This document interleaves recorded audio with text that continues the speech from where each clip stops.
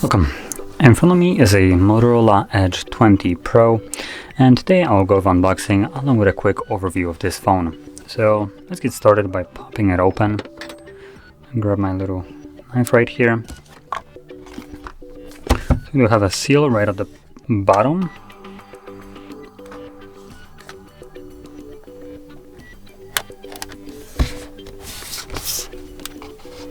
There we go.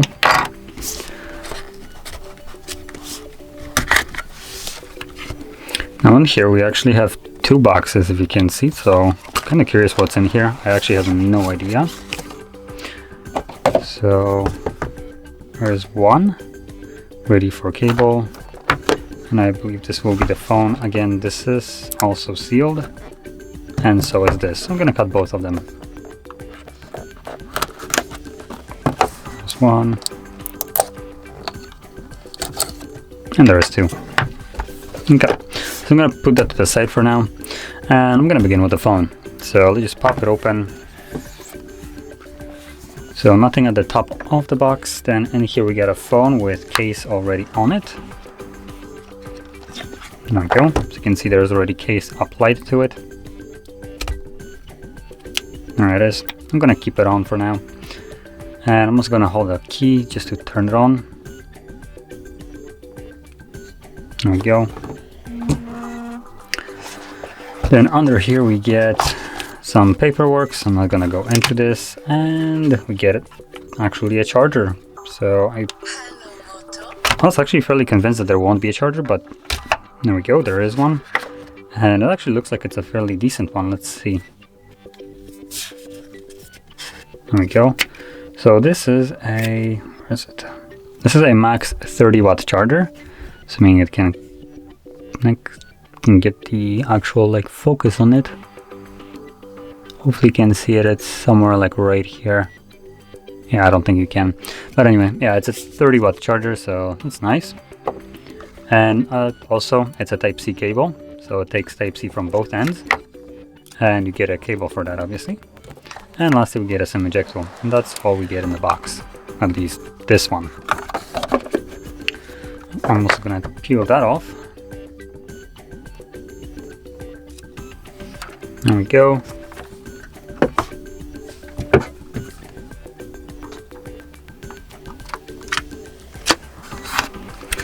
Okay, so there's the phone, and let's just quickly jump through the setup right here. Guess while I'm doing the setup, I can quickly go over the screen specifications. So this is a 6.7 inch display with a resolution of 1080 by 2400. It's a OLED display with 144 Hz refresh rate, so that's splendid right here. And also it has obviously an HDR10 Plus certification. It's an OLED display, so you would expect it. And not now. So apart from the display, or keep going with the display, it's an 89% screen to body ratio with a 385 pixels per inch density. So honestly, this device, or not device but display, is really good. You can see it, it's fairly bright, vibrant. It looks great on the camera and also looks great in person. That's not always the case, so you can see it. And it looks like 140 Hertz is enabled by default, so you automatically get that buttery smooth animations. So again, props for that. Now moving on to the cameras right here at the back, we have a triple camera setup, as you can see. So we have a whopping 108 megapixel wide sensor. We got an 8 megapixel periscope, so that's this one, the first one at the top. And we also have a 16 megapixel ultra wide, which I believe will be probably this one. So that's the 108 megapixel sensor in the middle. So we can actually pop the camera open and see how this will look like. Not now. So yeah, I'm gonna kind of keep it in the shot so you can see it. It actually also does macro, it looks like. Yep, so let's see how well the macro performs.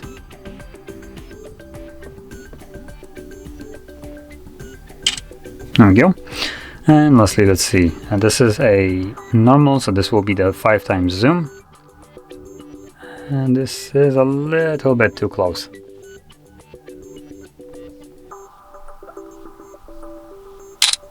Okay, so let's quickly glance over the photos. So this is the 5x zoom. I believe this might be using the periscope lens, but I'm kind of guessing. It looks fantastic, as you can see. We're really up close in here. You still have a lot of detail, and as you've seen, I needed to move a little bit back because it was too close for it to actually catch focus. Then apart from that, we have the macro shot right here, which again looks damn good. To be honest, for macro shot, this is actually really good. Usually phones that have like macro lenses or any kind of macro functionality aren't necessarily as good, but yeah, this is really nice. I'm actually curious about comparing it to my phone. Let's see. Gonna quickly launch my camera, go to super macro. I have the Mate 20 Pro, so this is usually one of the best macros that I personally could get, so I want to see how it will perform.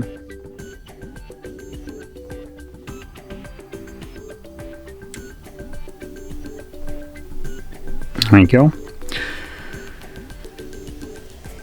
So there's the comparison. Let me actually quickly make it brighter.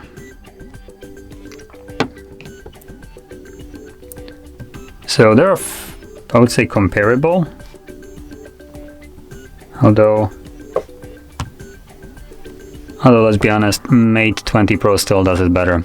As you can see like tiny little dirts that I can't even see with my eye, which are, yeah, they're, damn, that is still way above any other competition, even though the device is like 2 years old now. But still, this macro shot right here is one of the better ones that I have encountered in a while, and it is almost comparable to the Mate 20 Pro, which also would make it comparable to the P30 Pro, just to put that out there. But obviously that's Huawei, this is not, so yeah. So yeah, macro shot, really good. Now let's see, the last one, this was just a normal photo right here, and again, came out really nicely, although it has a weird little effect right here. You can see this like weird white outline right here. That's kind of weird. It almost looks like some kind of, like it's been photoshopped in here. It doesn't look like it's out of the photo. That's weird. Maybe just the lighting, but it looks really not what it actually is supposed to look like. But other than that, as you can see, the photo is sharp and it has this kind of bokeh effect into it, which is, I believe, natural. This doesn't look like it is actually created artificially.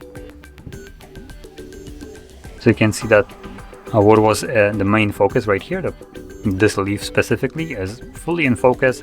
And if you go further down there, it gets blurry, and it gets massively blurred out right here.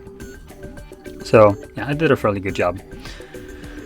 Well, anyway, let's move over to rest of the device specs. So at the front, quickly glancing over, we have a 32 megapixel. Let me just find my mouse. Yeah, 32 megapixel wide sensor, which can shoot at 4K 30 frames or 1080p at 30, and also slow motion at 120. I believe that's a slow motion, hopefully.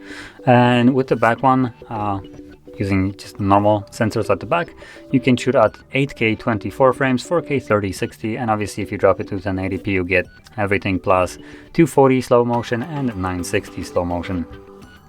So cameras here are really good. Now moving on to the actual specs, this is running a Snapdragon 870, so this is not necessarily the flagship Snapdragon. The best one is the 888, or no, I think it's like the 888 Plus. So it's running a grade lower, but still the device will perform basically on par. If you're not planning to play like some demanding games, you most likely won't see any kind of difference in like the flagship to compare to this one. So it should be fine. Additionally, it has a couple variants in terms of RAM. So the one that I have is most likely the 8 or 6 gigabytes. I'm gonna quickly check. if I can actually find where it is written on the box. Unless it's gonna be right here. So, oh no, this is actually the top spec. It looks like. So, right? Yep. So this is the top spec of it. So the one that I have right here has 12 gigs of RAM and 256 gigabytes of storage. Now, also you can have a couple other ones. So you can have 128 gigabytes of storage with 8 gigabytes of RAM, and also 256 with 8 and 12 gigabytes of RAM. So you have like step ups and storage and also RAM capabilities. And obviously all of them are running some of the best storage, which is UFS 3.1. I believe it's only beaten by like Apple with their NVMe storage, but still it should be better than whatever probably your old phone was. And moving on, we have a 4,500 milliamp hour battery in here, and obviously, like I mentioned before, we have a 30 watt charger, so decent battery cell in here, and obviously also decent charging right here. Now obviously this is not breaking any kind of like charging speeds right here, so they don't advertise any kind of charging, but it should be just respectable. It's not gonna come close to something alongside of Xiaomi with their 120 watt chargers, but still it's nice that at least they included a charger in the box, unlike Samsung. Now obviously I will also mention this just to not kind of rag on Samsung here or Apple. I believe UN is kind of enforcing the removal of chargers from the devices, so that's probably one of the things that we'll start seeing more and more often, just because it's going to be legally bound. And what else is there to say? We have a side-mounted fingerprint sensor, as you can see right over here. So this is a fingerprint sensor, and we have volume markers on the side. We also have some button right here. Let's see. This is Google Assistant. Not easy to reach buttons, like right at the top. So I need to like shift my hand to this position or just use another finger. It's not necessarily the best thing. And what else? We have USB-C, and that's about it. We don't have any kind of headphone jack on here, so yeah. Now lastly, the price of this comes at around $700, and that's kind of where this seems weird to me. The cameras are really good. I mean, it is 108 megapixels, but for comparison, you can get something like a Pixel, which personally I would prefer more, just because it's running stock Android and costs virtually the same amount, but you get the top-notch Pixel cameras with their application as well. You get wireless charging, which I believe this does not have. Let me quickly check. So let me quickly find my charging spot. Should be somewhere right here. There we go. So it's right here. Does it have wireless charging? Nope, it does not. So yeah, we don't have wireless charging in here, and the charger itself is okay. The battery is a little bit small, so at the end of the day, if you're planning to spend $700, I personally would prefer to go with Google Pixel, though it might be up to personal preference, because this phone right here will have a better display, and it's an AMOLED display with 144 Hz, and Pixel has 90 Hz, at least the Pixel 6. I believe the Pixel 6 Pro has 120, but that will be more. So yeah, like I said, it's up to personal preference. But the phone itself is good, though I would probably not pay $700 for it. Well, anyway, moving to the last box, in here we have, this looks like, yeah, USB to HDMI cable. So is that all we get in here? It's actually looks like a fairly long cable, about a meter or so. So yeah, that's basically all we get, along with it has a charging in here. So yeah.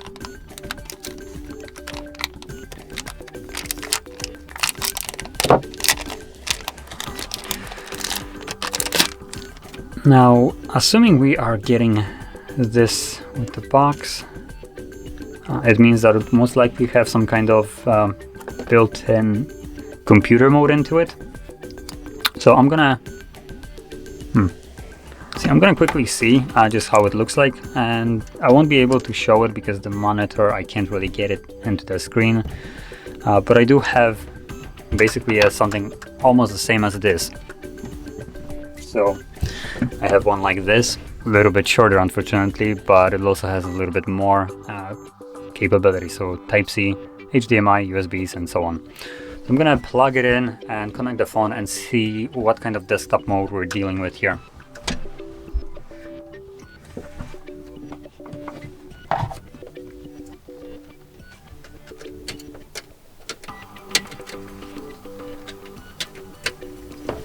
So I'm gonna grab the phone, let's see.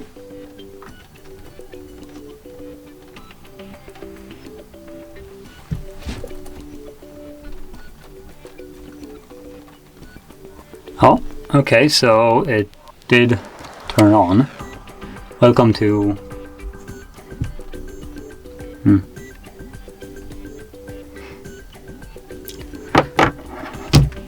not exactly sure how am I supposed to navigate through this. Oh, there we go.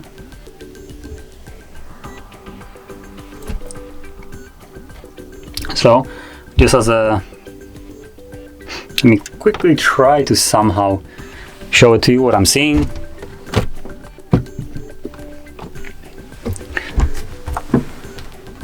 This will be a really gimped setup right here, but hopefully you can get a view of what I'm looking at. So there is the monitor, assuming it can actually, the camera can focus.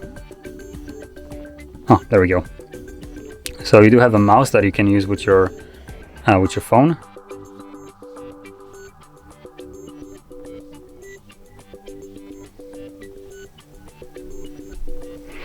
Okay, so this is basically a full-fledged desktop mode. As you can see, you can open up your browser. Sorry for the angle, but basically this is the only thing I can do. So yeah, it seems to be working just fine. It has a fairly large pointer, as you can see, but other than that it looks really good and flashed out, so can't really complain about it. And obviously the inclusion of the cable that you get right here is really nice. One thing that this cable will be better than probably something like I have, it actually has a Type-C connection for charging, so you can charge your device while also using this as a desktop mode. And yeah, this is actually really nice. Obviously I don't think Pixel has such a function. I tried it and it didn't do anything. So I know that looks like Motorola is now one of them. Something like my device, the Huawei Mate 20 Pro, and majority of the other Huawei's do have it also built in, and Samsung is also one of those that does support it. Additionally, this desktop mode, like you just seen in this super weird way that I just showed you, is accessible through Android, but it is not. It's basically in developer options, and it is what I would call a beta state of it.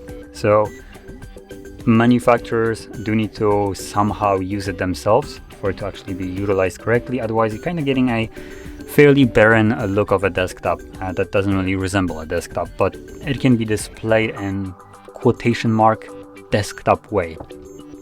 But here we have a fully fledged desktop mode like on two other devices, or brands meaning. And it is a nice inclusion, so obviously if additionally you're looking for a device that can do such a thing where you can just, I don't know, use it for work, go in there, slap it into just a HDMI to C and call it a day. You don't need to carry out a laptop or something like that, and obviously this device is actually quite great for the price. But anyway, finishing this off, the device is fairly good, and I'd recommend this one or Pixel if you're looking for something around this price range, and that's about it. So anyway, if you found this video helpful, don't forget to hit like, subscribe, and thanks for watching.